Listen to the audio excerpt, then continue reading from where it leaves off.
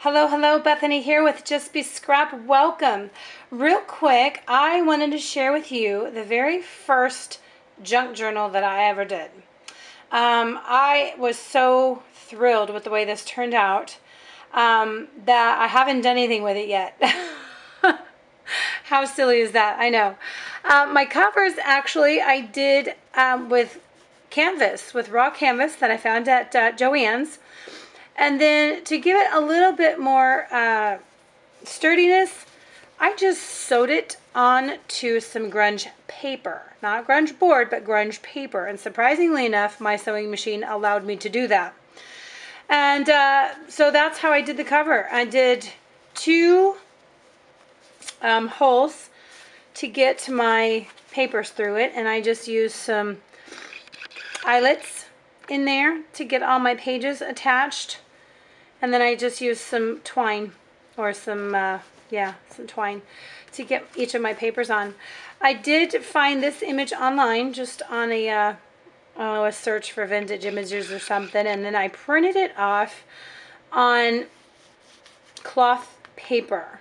And the cloth paper that I buy actually comes on a roll, and I get mine at Joann's in their over by the purses and stuff where you can make your own purses and whatnot. But it actually prints very well. I really like it. So I used some rose trim. I don't know if you can see that or not. I don't know if my camera will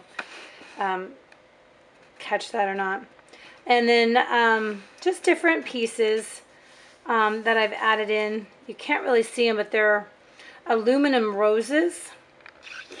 And I believe I found them on Canterbury Lane, which is an Etsy store. And I need to go back to that store, and find some more pieces. They have some really cool stuff. So along the edge here, I didn't want my grunge paper to get bent up because it was canvas too.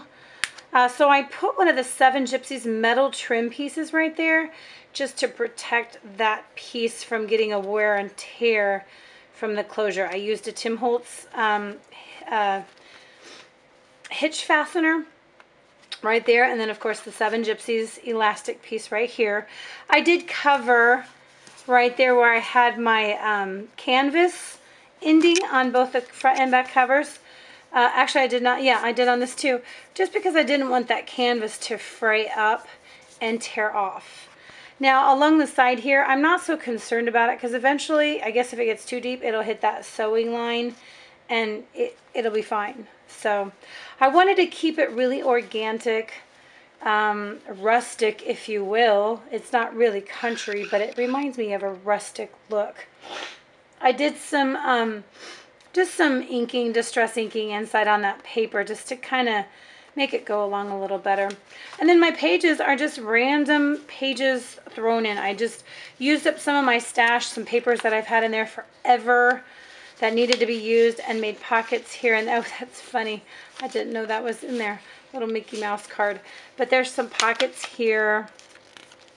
Another pocket here. I threw some tags at the top of that. There's another pocket right there. This one actually has a little mini book inside of it that I thought I would do something with sometime. And then this opens up. And then this is another flip out that I could put some photos on. My only problem with this that I have now is that some of the papers I used are really, really flimsy. They're not like they make them nowadays, where, you know, the paper that most companies do now have that really heavy cardstock feel. These are kind of flimsy, so I'm going to have to be real careful not to tear them out of my book. I did do some reinforcements on my holes, hoping that that would work. Like I said, I'll just have to be careful.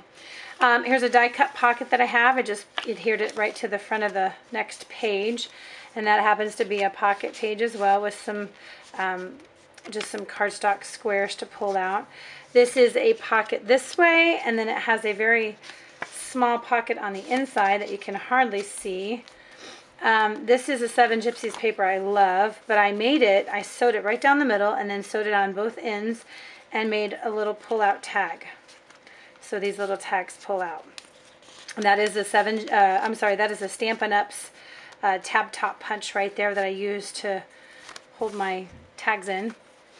And then I could do some journaling here or whatnot if I want to, and put some photos in here of each of our family. We're a family of 4, so I could put a picture of each of us inside on those tags. Here's another one of my pockets that I just added to the next piece. That paper is all by itself, and then inside of that paper I added another fold out with another little tiny pocket right there. Again, though, this paper is a little flimsy, so I'd have to be real careful what I put in my pocket there. Make sure it wasn't heavier than the paper itself, because I certainly don't want to tear my pocket up. I added a little border punch right here on the side, another pocket right here, and my very last page is another pocket that I just folded up a different way, sewed down right the middle, or sewed down each of the sides, and then added my little holes in the middle. And then I had another little thing that I just threw in there. I don't know if these pieces will all stay in this book. I was just trying to get some ideas of what all I could add into it. And then another little pocket on the back to add some more. I need to go in eventually and get all of my pages secure, because right now I just have them all together tied up in one great big knot. That obviously won't work, because some of them, like that last one you saw, it tends to want to fall out. So I need to get in there a little tighter. But anyway, that was my very first junk journal. Different, but I like it a lot. It's like I said, really organic, a little different, but I really like it. Did some stamping on the back, some painting, and just try to, you know, rough it up a little bit. So hope you like it. If you want to see some better shots of that, I will try to get that